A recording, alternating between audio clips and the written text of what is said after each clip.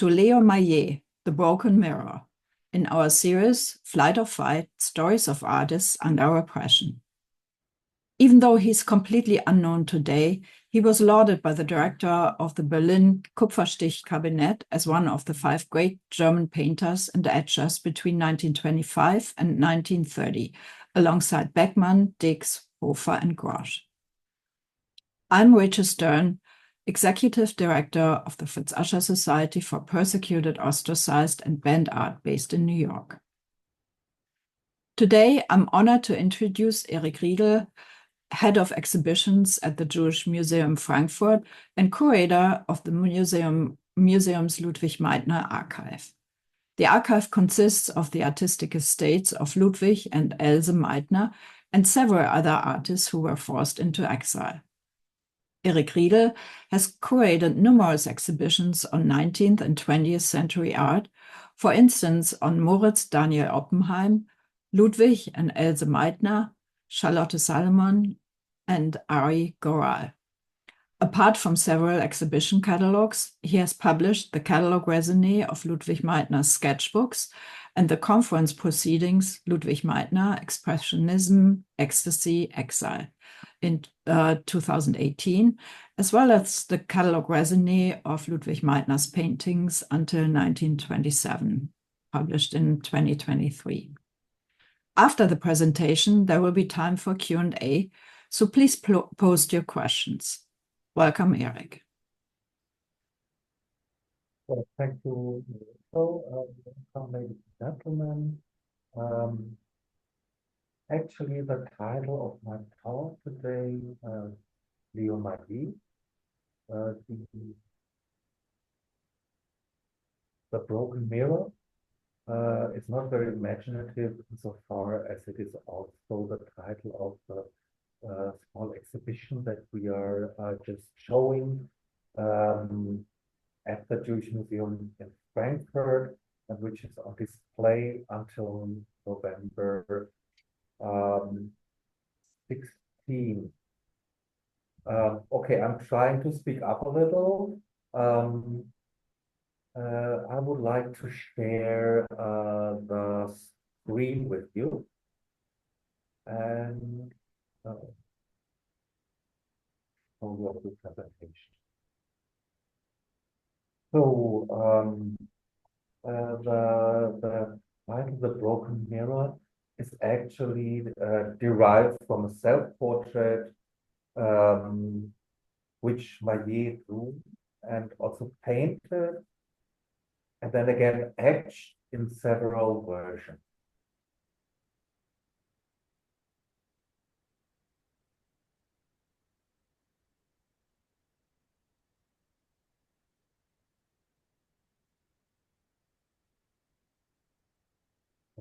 Here you can see a detail of the etching from 1959, which was actually published in a portfolio in 1971. But the etching is actually based on a drawing from 1944. In this shattered self-portrait, Léo Maillet condenses his reflection on his life as an artist, as a persecuted Jew. Here, the precarious existence of exiled artists is presented in a nutshell. So we thought that this was really a very problematic self-portrait, and thus we decided to use it for the title for the exhibition. But let's start at the beginning. Leopold Mayer is born on March 29, 1902, in Frankfurt as the only son of the Jewish merchant Eduard Mayer and his wife Betty née Nathan. After completing a banking and business apprenticeship at a Frankfurt fashion house, he attends the Städelschule. The Städelschule is a renowned art academy in Frankfurt am Main. So for those who are not familiar with it. And there is also the Städel Museum, to which it is closely affiliated, which is the most renowned art museum in Frankfurt. So what we see here is a self-portrait etching from 1929. At the Städelschule, he first studies under Franz Carl de la Villa, and originally his intention was to become a fashion illustrator, but very soon his ambition is to become an artist, and especially his printmaking earns praise. If you see a self-portrait behind an illuminated hand, also from 1929. In 1930, he's accepted into Max Beckmann's masterclass and moves into his own studio at the Städelschule. Max Beckmann was one of Germany's most renowned artists at the time, and one of the leading painters of both expressionism and also new objectivity. We can see here the etching My Parents and I from the year 1931. Actually, you can see influences of Beckmann in his style, but please also note the self-portrait in the mirror in the background. Many artists, of course, use self-portraits as a medium for self-questioning and self-assurance. But it seems to me that self-portraits are especially popular among German artists of this period, among many others, Ludwig Meidner, Max Beckmann, whom I mentioned earlier, and Felix Nussbaum come to my mind. But there are very few artists who actually compose their self-portraits in such a daring manner as Léo Maillet at that time. Here we see his self-portrait looking upwards from 1928, an oil painting which has unfortunately been destroyed. And perhaps his most unconventional composition shows the artist standing over a mirror with his reflection looking up at him. Like the self-portrait as shown before, it is lost. They were both probably destroyed when Maillet's studio at the Städelschule in Frankfurt was ransacked by the Nazis. Many years later, the director of the Berlin Kupferstich Cabinet, which Rachel had just mentioned, stated that he was one of the 5 great American painters of his time, and actually that statement comes from an expert opinion for Maillet's restitution case when he actually sued the German state for the loss of most of his work. And the self-portrait with the mirror on the floor is from the year 1930.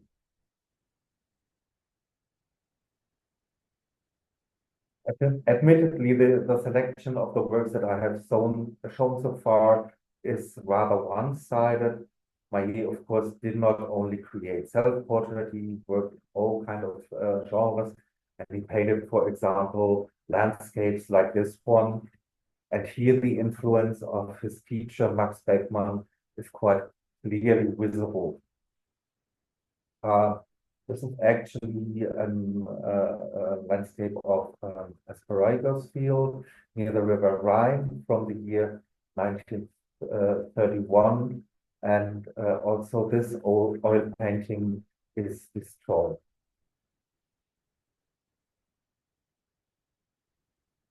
This painting of a road by the River Main in Frankfurt was even awarded a prize by the city of Frankfurt in 1931. that is, it was not that painting that we actually see now, because this painting has also been destroyed. But what we see here is a replica that Maillet painted much later, probably in the late 1970s.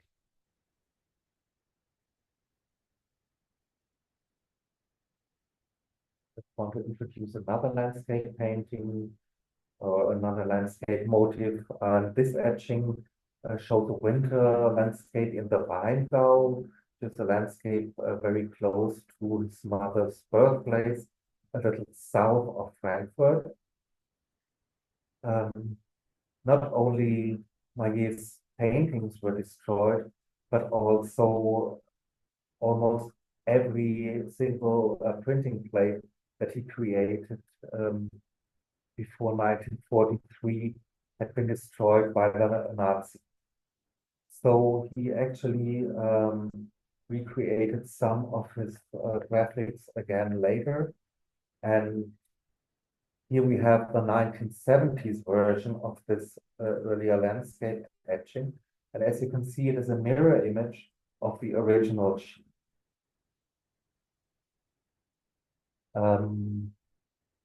Maillet's father died in 1930, so he had to take over the family business, which was actually a fashion store for ladies' hats, and he later continued his studies, but then was also very soon banned from the Städelschule after the rise of the power of the Nazis power in 1933, and also after the dismissal of Max Beckmann.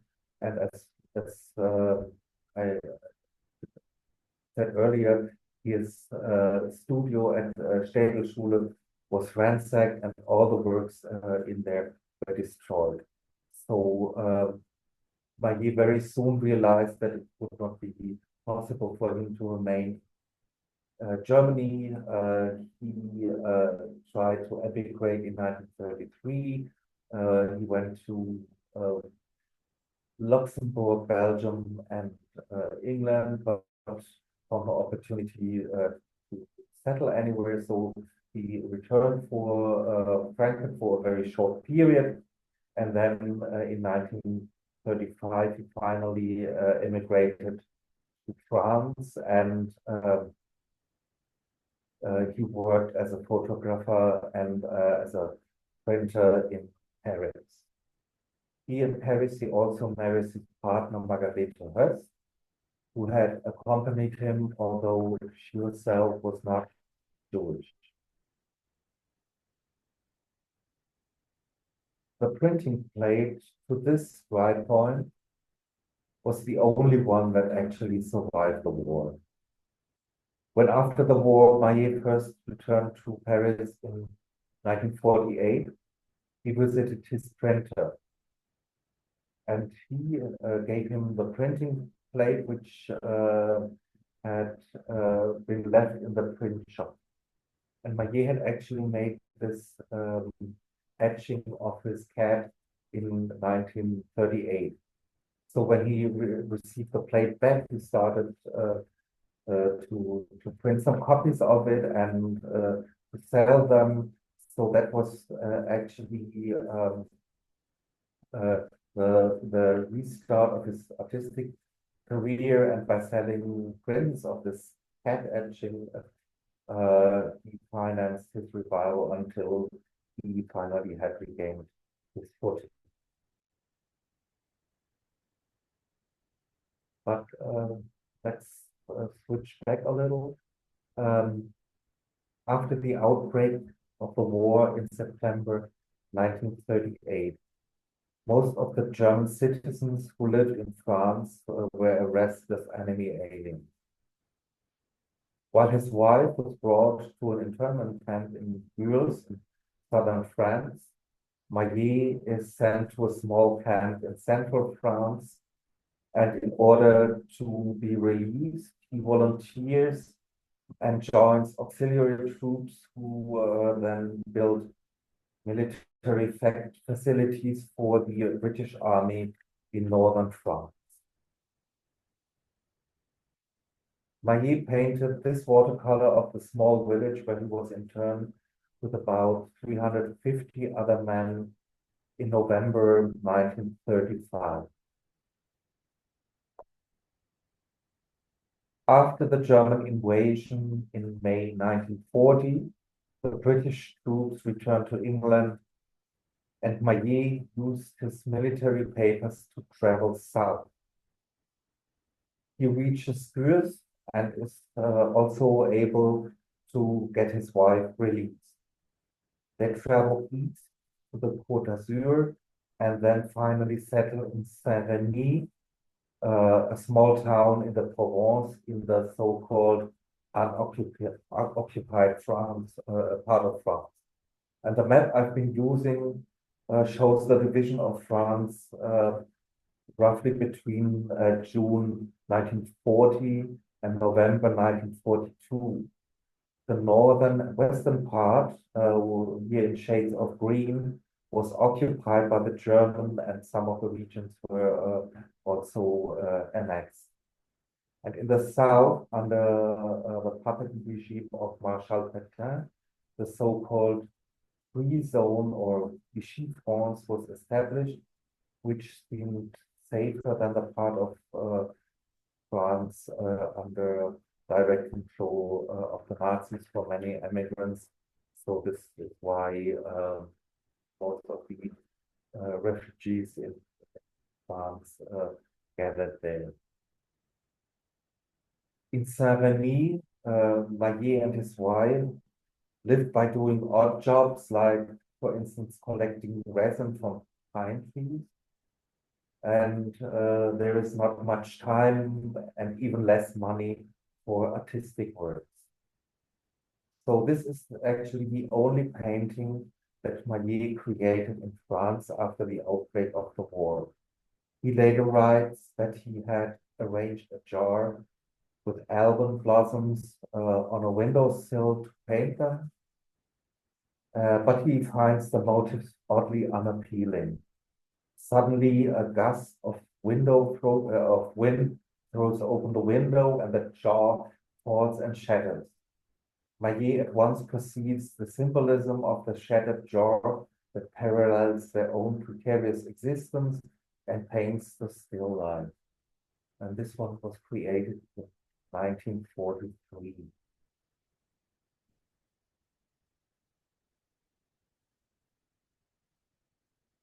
In August 1942, Maillet is arrested by French policemen and brought to the camp Lémy near Aix-en-Provence. Although it was still 3 months before the occupation of the Free Zone by the German army, actually it was kind of an act of preemptive obedience by the Vichy government that they started seizing Jews and imprisoned them in camps from May, but mainly from July 1942 on. And they finally established a camp at Ries-Alt in little bit south of the city of Narbonne, from where then the transports were actually sent to Auschwitz. In Lémy, Maillet hastily sketches the inmates. The ink drawing and the etching that we see here that Maillet created later after the drawing conveys how crowded and the place, which was a former brick factory, is. It also shows the uncertainty and anxiety of the inmates milling about and waiting.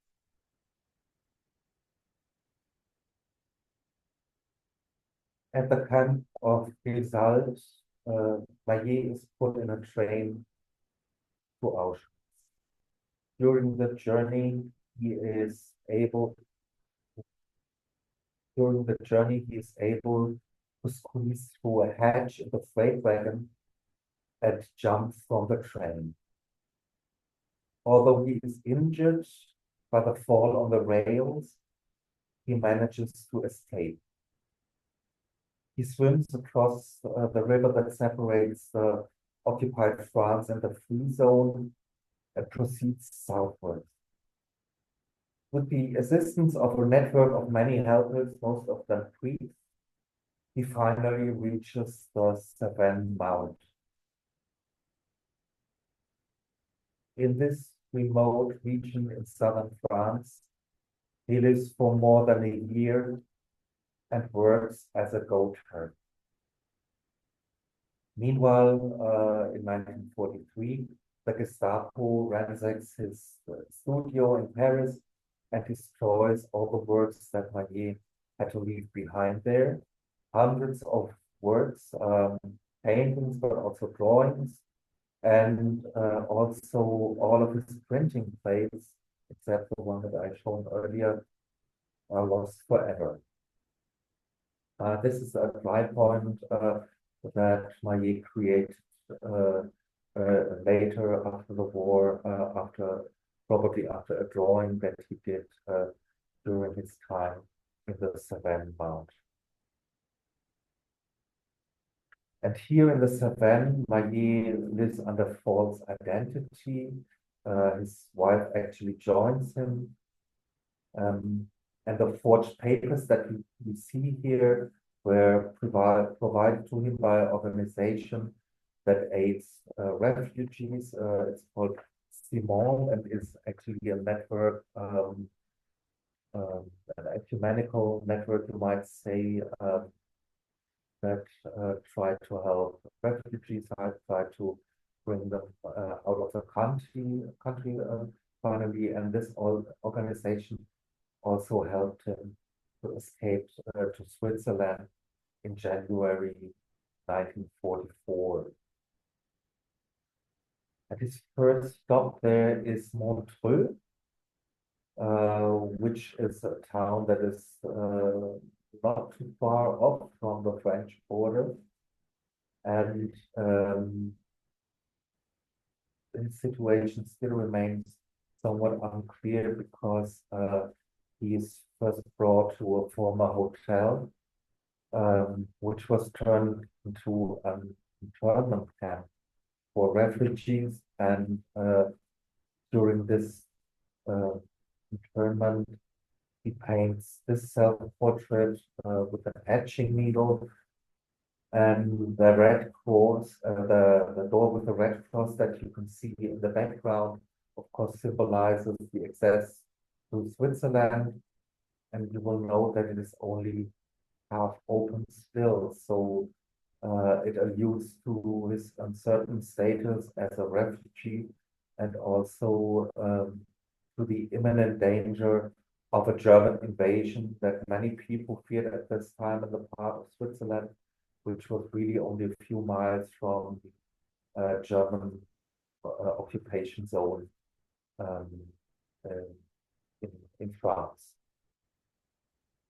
So another thing is quite remarkable about this painting, because again we have the motive of a self-portrait in a mirror, and this, well, you could say this kind of trompe-l'oeil presentation is rather spoiled or countermanded by the nails that are fixing the actual mirror, which would actually be pushed through the glass itself, and in the right-hand corner even through his own hand, so which in a way shows or alludes to the motive of stigmata.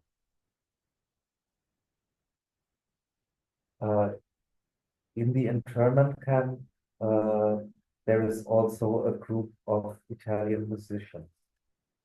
And these regularly perform, they do concerts, which Maillet attends, and he starts a series of pictures on the theme of music. This one is a watercolor of a cellist from 1944. He later pursues this theme, and some of those depictions verge on the abstract, although in the end he returns to representational painting. And as you can see here, there are some elements which look pretty abstract and which in a way depict the flow of music and the movement of music, but there are also some elements like the drumsticks that are more representational. So he called this color etching la batterie, which is basically French for drums, and he painted or he created it a little later after the war in 1948. After the war, Maillet restarts his artistic career in Switzerland with the help of various scholarships. He studies stage design and typography in Basel and in Lausanne. And actually, these first study years were not entirely voluntarily, because he at first had trouble receiving a work permit. So he was not really able to work as a free artist in the first years, and he started studying, but very soon he established himself again and started painting. And what we see here is a painting of Regina, his second wife, which he painted in 1955, and which again, the way shows the influence of the expressionist painting, and maybe even of his teacher Hans Beckmann.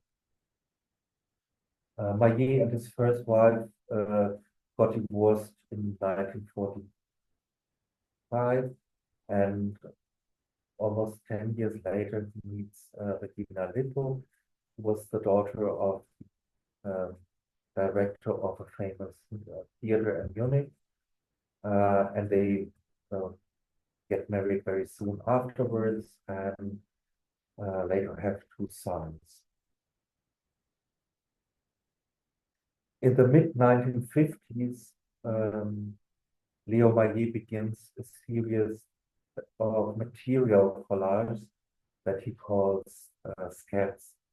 And like the musical scatsy, from which we borrowed the term, these works express an exuberant vitality and are sometimes quite funny. This is actually the first of those collage paintings, which he did in 1956, and he called it The Rose in Nature's Bosom. And he also describes in a short story how this painting came into existence, because he was about to paint his window frame, I think it was, and forgot the can with the paint somewhere, and only later retrieved it and found that the paint on the surface had hardened and had formed a kind of rose, which he then took out and applied to his landscape, and other elements to it. So these paintings have a very playful approach and are sometimes very spontaneous in their use of materials. And also they are sometimes rather witty, like this collage, which he called body shelling, written with shell, like seashell in the middle, homage à Venus, and created it as an homage to Sandro Botticello's work of Venus. And this collage dates from the 1960s. So, but very interestingly, Maillet also soon after the war revisits his earlier works from the 1940s. He turns his sketches and his hasty watercolors that he created during his odyssey in France into etchings and painting. Here we have a painting from 1970. It is called The Painter in Exile, and is based on a watercolor that Maillet created in 1941. And you see the painter in a very unnatural pose, stretching the canvas and his color, and well, space around it is absolutely distorted. But Maillet not only occupies himself with his works that he painted during the occupation of France, but he later also writes down his memoirs in what he calls his Nachträglich, or which would translate as his belated or retrospective diary. And these memories are the core of the monograph that I'm showing here in this picture, and which I can really only highly recommend. It was published in 1949, so almost 30 years ago, but it still is really the major source on Maillet, because not only does it give a comprehensive overview over his artistic work, but it also tells the story of his life in his own words. So it's really a very readable biography as well. That is, was if you speak German. So unfortunately, this monograph has not been translated yet into English, which is maybe also one of the reasons why Maillet has not become very well known internationally. There were a few exhibitions in France, and also exhibitions, of course, in Switzerland. And during his lifetime, he actually had exhibitions also in major cities in the Netherlands, and also in Germany, in France.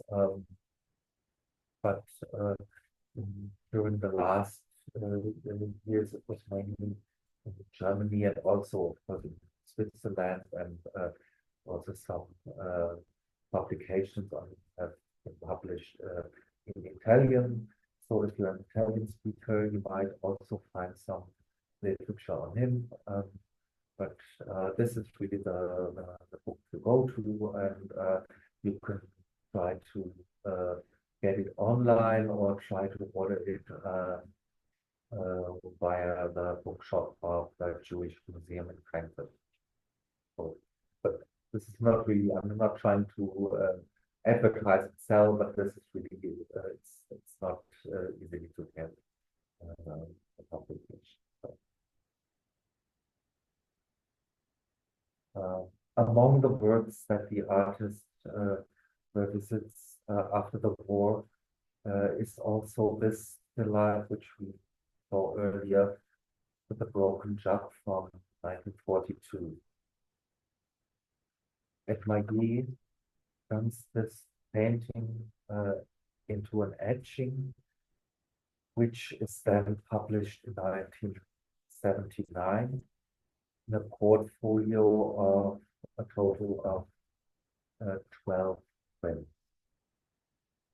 And he calls this portfolio Entre Chien et Loup, which literally translates into between dog and wolf. And I don't think it makes any sense in English because it refers to a French saying Entre Chien et Loup, which the time between dusk and dark, so the time between you can, in which you cannot really distinguish between a wolf and a dog, so between friend and foe, you might say. And this portfolio, he also put off the Shindu, and in a way it would translate maybe best to Twilight in English, because his own situation at the time, which he created the drawings and watercolors, which then turned into the prints, was also characterized by extreme uncertainty. And also, although during his time in France, he found numerous supporters who finally enabled his survival, the threat of denunciation constantly over him and over his wife. So their whole existence remained precarious. And in this portfolio, we find several self-portraits. But remarkably, the motive of the mirror features prominently in them again. Like this etching, which has the title Hang, and is based on an ink drawing from 1940. The etching shows the artist's portrait in a round mirror hanging from a ceiling beam. The small room is empty except for a stove. And Maillet depicts the mirror and the space surrounding it. So in a way, the mirror is not used as a means to create a self-portrait that in a way denies the whole situation of the artist, but is rather used to highlight the situation in which the artist paints. So it depicts not only the self-portrait, but also the surrounding, and he thus addresses not only the specific circumstances under which the self-portrait is created, but also the act of seeing and drawing itself, which is explicitly visualized here as self-reflection.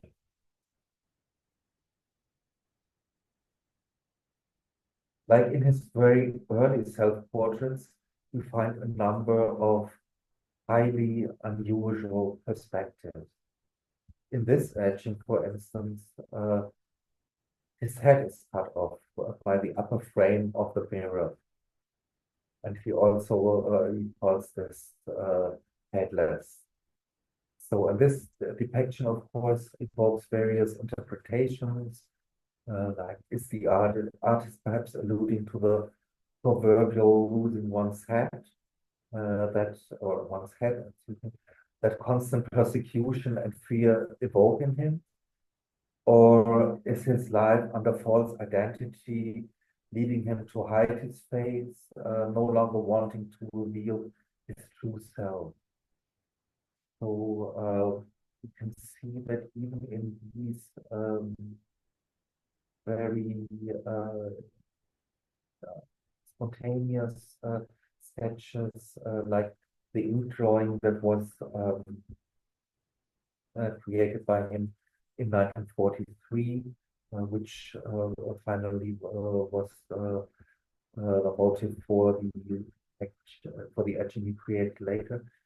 Even in this very spontaneous drawings, Maillet had a very clear and distinct perception for the symbolism of the scenes that he sees and he depicts.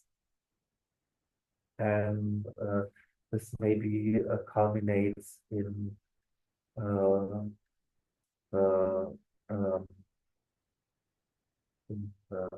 motive that we have encountered earlier.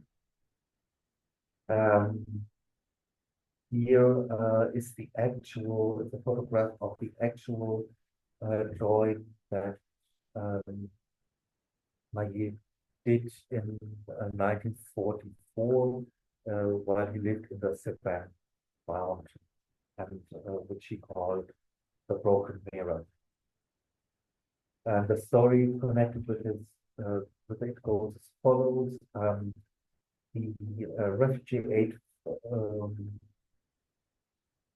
organization that I had mentioned earlier had finally been able to arrange his escape to Switzerland. So on the day of his departure for Switzerland, Maillet breaks his shaving mirror in excitement. And there he sees in the shards his shattered mirror image, and with a few hasty strokes, he sketches the distorted face that looks at him from the mirror.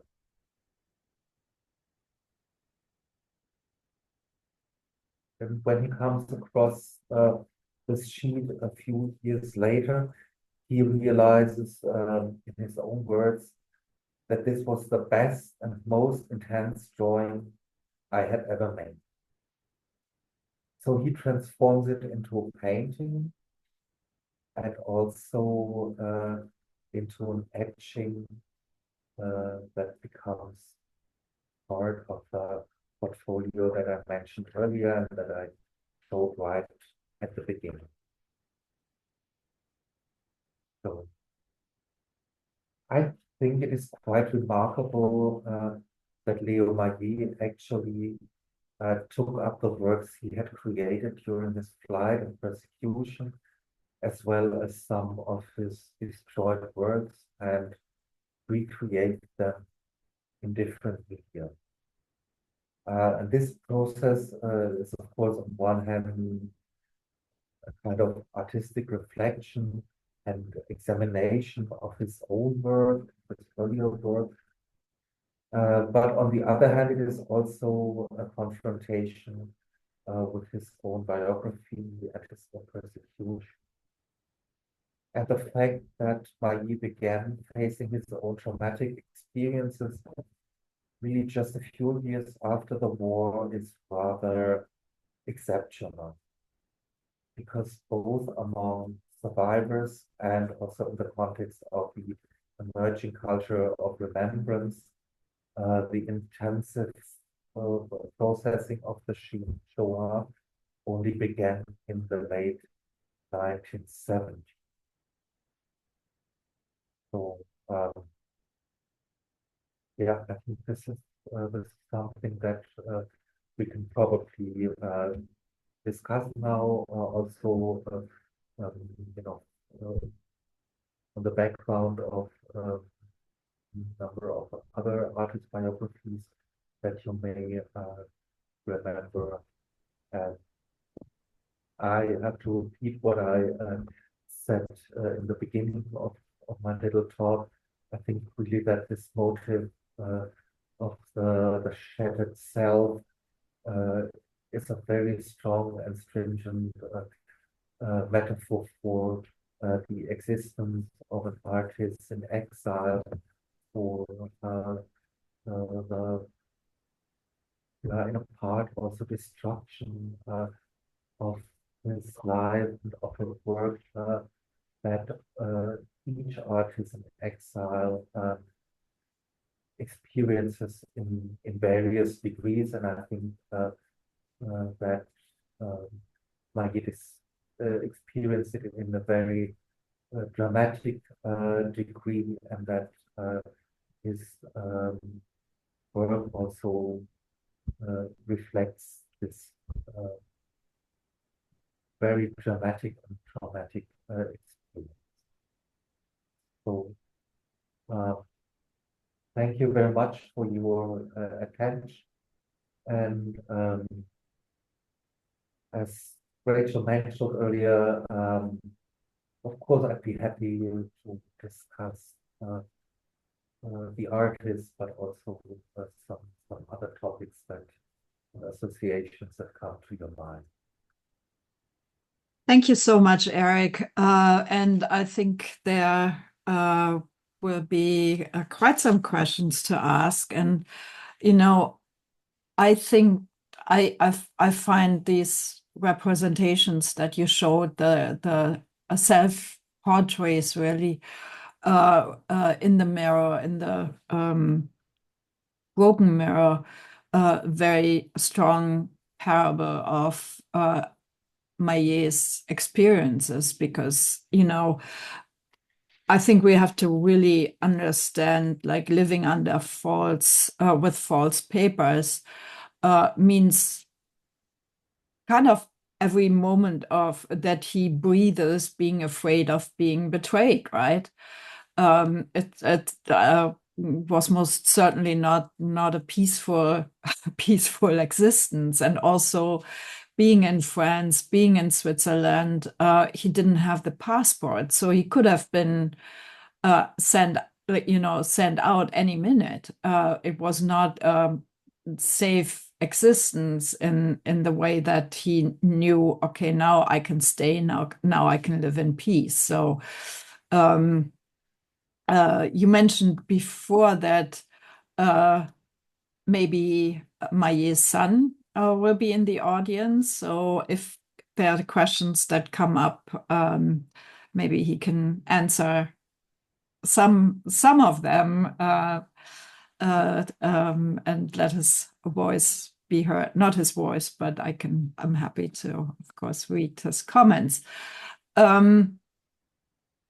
So Johanna is asking, what did Maillet do once the war was over in Switzerland? You said he didn't have work permits. Was that during the war still, or did that extend to the later years? That extended to a little period after the war. So that was actually the reasons why he took up his studies again before then he was finally able to establish himself as an artist. He actually really gained recognition. He had a number of also international exhibitions. He was also the publisher of an art or a culture journal called Matière. So he, in a way, was quite successful. And then after his restitution case, after he won his suit against Germany and also against France, because actually it was French police that arrested him and detained him. He was able to buy a plot of land in Ticino, Italian-speaking part of Switzerland, where he built a studio house, rather nice building, and lived. And well, returning to Germany never was an issue, never crossed his mind. So made in Switzerland. He also became a Swiss citizen later, and he died I don't think that I actually mentioned it. No, he's no longer living, but he died rather well in a kind of old age, you might say, um, in 1990, so almost 90 years of age. So yeah, he was very active, um, even in his old age. Mm-hmm. So, what was the story with his wives? You said the second wife. When did she come into, like, did he and his first wife flee together? Were they always together, also in France? And when did the second wife Yes. come into place? Yeah, that's a bit complicated actually. His first wife accompanied him to Paris, and I, it's not quite clear how close their relation remained. When he writes in his memoirs that they actually got married because the foreign police, the French foreign police, told them, "Come on, get married. It's better for your status as a refugee." So it's not quite clear how close their relation was even at that time. Um, but as I said, he was able to get her out of Brewers camp with his, well, French kind of military papers. He was, of course, not um, really a member of the French army, but some kind of auxiliary troops. And they also lived together in Saint-Rémy, more or less legally, one would say. And then later she joined him in the Cévennes. So, although she herself was not Jewish, she in a way shared uh, his exile. I mean, of course, not the most dramatic parts like the internment in Les Mis and the result and the deportation and his very dramatic escape from the train and his trek through half of France and all that. But she later rejoined him in the Cévennes. So I don't know. Personally, I've got the impression that they were probably uh, already a little estranged by the time and just stuck together. So that when after the war, the pressure was suddenly taken away from them. They separated, and then he met his wife, who was quite a few years younger, occasioned by friends, and he instantly fell in love, more or less, and they really got married a few months later. So that was a bit head over heels, that you might say. And, yeah. Mm-hmm. Thank you. And so uh, was he hanging out in artist circles? Or like, did he seek um, the company of other artists and writers and creatives, or did he just do his own thing? Definitely. I mean, in Frankfurt, he was part of the circle of pupils of Max Beckmann, and he had very select circle of pupils, and in a way, he was, as I have mentioned, one of the most renowned painters of his time. Maybe he was not such a great teacher because he tended to, uh, in a way, to make his pupils imitate his own style very closely. So Um, Actually, my perception, Léo Maillet was really one of his pupils who was, developing his uh, individual style, maybe much more so than some of Beckmann's other pupils. So, um, but in Paris, he was also very much involved in artist circles, and he was he met Miro and Picasso and quite a number of other artists uh, from the Paris art scene. So I think he was really involved there, and he worked as a